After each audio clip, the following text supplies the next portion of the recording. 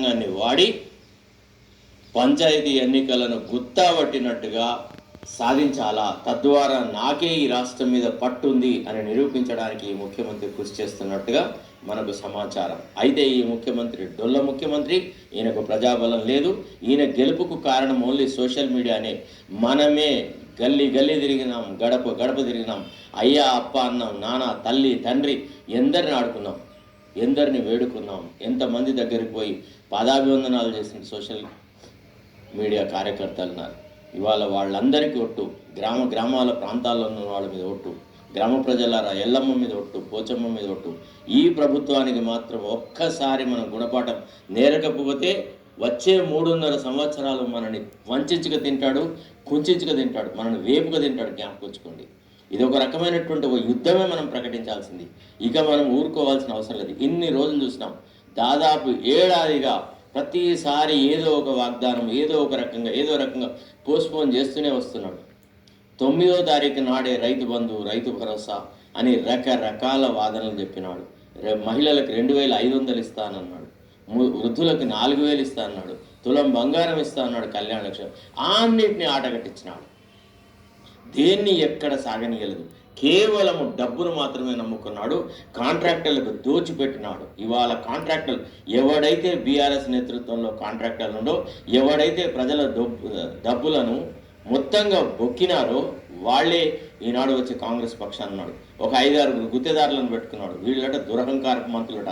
నేను చెప్తున్నాను ఈరోజు దృక్కోణం సాక్షిగా, ఎట్టి పరిస్థితులలో కూడా ఈసారి గ్రామీణ ప్రాంతాలలో అసలు ప్రభుత్వ పక్షానికి ప్రజలేంటిదో తెలపాలి, మన తెలంగాణ పౌరుషం ఏందో చెప్పాలా, మన పట్టుదల ఏందో చెప్పాలి, మన నాయకత్వ లక్షణాలు చెప్పాలి. వీళ్ళెవరో పీరిపిరిగాడని కొంతమందిని నాయకులుగా చేసేసి వీళ్ళ ద్వారా ఏదో రాజకీయం చేద్దాము.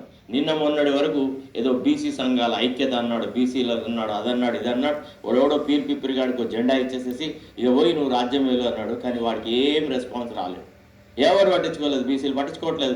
బీసీలకు అర్థమైపోయింది ఇదంతా వంచన, ఇదంతా వీళ్ళిద్దరు ఒకే నాణానికి 2 సైడ్లు మాత్రమే. ఈ సోకాళ్ళు మనకు కృష్ణయ్యతో గొడవలు లేవు, మనకు జాజల శ్రీనివాస్తో గొడవలు లేవు. వాళ్ళిద్దరూ నిజంగా నిజాయితీగా బీసీల సంక్షేమం కోసం కృషి చేస్తున్న వాళ్ళు. సరే, మనకు కొన్ని అబ్జర్వేషన్స్ ఉన్నాయి. ఏంటంటే మీ సంఘాలకి పీరియాడికల్గా ఎన్నికలు పెట్టండి, కొత్త వాళ్ళకి అవకాశం కల్పించండి, దీంట్లో అన్ని బీసీ సంఘాలకు సమైక్యంగా ఉంచేటువంటి ప్రతిపాదన చేయండి అనేది మన సూచన మాత్రమే. కానీ వాళ్ళు మన శత్రువులు కాదు. మన శత్రువులు ఎవరో తెలుసా?